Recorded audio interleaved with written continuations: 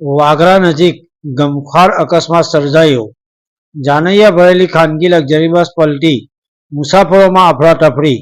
વાગરાથી જાનૈયાઓને લઈને ભરૂચ તરફ જઈ રહેલી ખાનગી લક્ઝરી બસ ખાન તળાવ નજીક પલટી જતા ગંભીર અકસ્માત સર્જાયો હતો. ઘટનાને પગલે હાઈવે પર થોડા સમય માટે અફરાતફરીનો માહોલ જોવા મળ્યો હતો. પ્રત્યક્ષદર્શીઓના જણાવ્યા અનુસાર બસના ચાલકે અચાનક સ્ટીયરિંગ પરનો કાબુ ગુમાવ્યો હતો. કાબુ છૂટી જતા બસ રોડની સાઈડમાં ઉતરી ગઈ હતી અને 2 થી 3 વાર પલટી મારી હતી.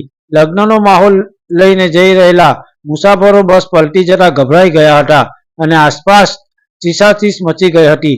અકસ્માતની જાણ થતાં જ વાગરા પોલીસની ટીમ તાત્કાલિક ઘટના સ્થળે દોડી આવી હતી. નજીકના સ્થાનિક લોકો પણ મદદ માટે પહોંચી ગયા હતા.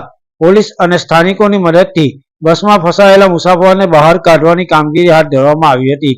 અકસ્માતના કારણે મુસાફરોને નાની મોટી ઈજાઓ પહોંચી હતી, જે તમામને તાત્કાલિક સારવાર માટે વાગરા આરોગ્ય કેન્દ્ર ખાતે ખસેડવામાં આવ્યા હતા.